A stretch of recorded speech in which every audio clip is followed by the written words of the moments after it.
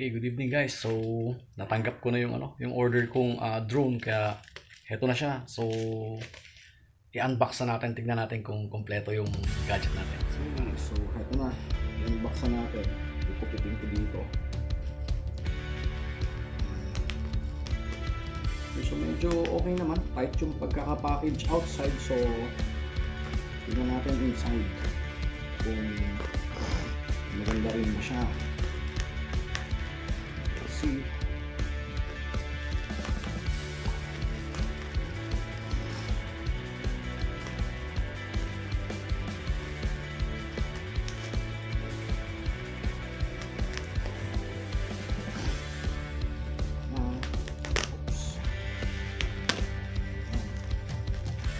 Okay.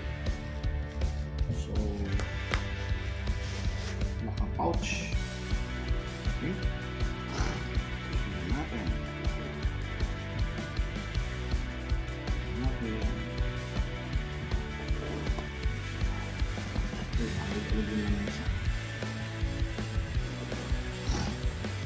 Okay.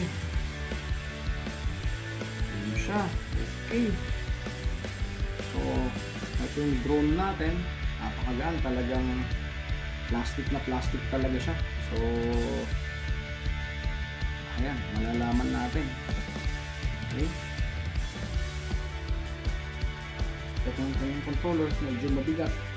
So, okay. So, okay siya. Okay. And perhaps okay, I guess ito yung battery. Parang may UT. Tingnan natin kung gagana. May UT yung battery. Okay. So, ayun. So, test flight na lang ang kulang guys. Okay, so pahabol guys. Ito rin pala yung kanyang propeller guard. So, ayun. Extra propeller din. So, ito yung charger niya. And, meron din siyang user's manual. So, kompleto naman. Pag-aaralan ko muna. Okay. Thank you guys. Okay guys, so ito na yung package niya. So, yun yung pouch niya na black. And then, nabuo ko na rin yung drone. Nilagay ko na rin yung kanyang propeller guard. So, ayan yung kanyang joystick controller. And, ayun, merong maliit na screwdriver whenever you want to tawag dito, open screw. And ayan yung kanyang mga user's manual. Ayan, and then ayun ang extra propeller. And ayun yung aking salamin.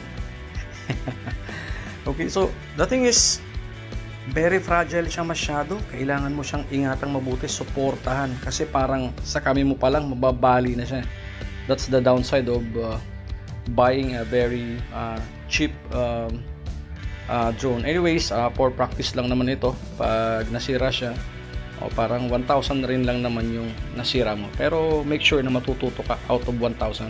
Okay guys, so test flight na lang maybe tomorrow. Pag-aralan muna natin. Thank you.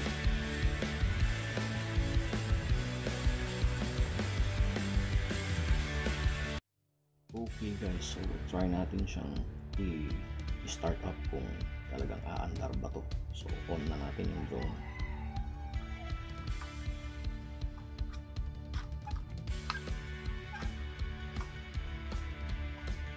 So, nag-blink na siya. Naghahanap siya ng kabind. So, kailangan i-on natin yung controller, yung joystick. So, ayan. Tumunog yung joystick natin. I-bind natin siya. Kailangan mag-stable yung light niya. So,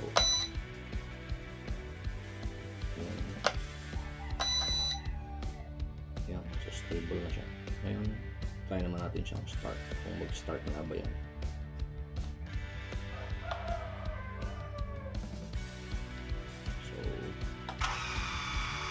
Yun. Okay, mag-start na. So, okay siya. Medyo sabi ko na solve tayo dun sa amount na binili natin. So, thank you guys.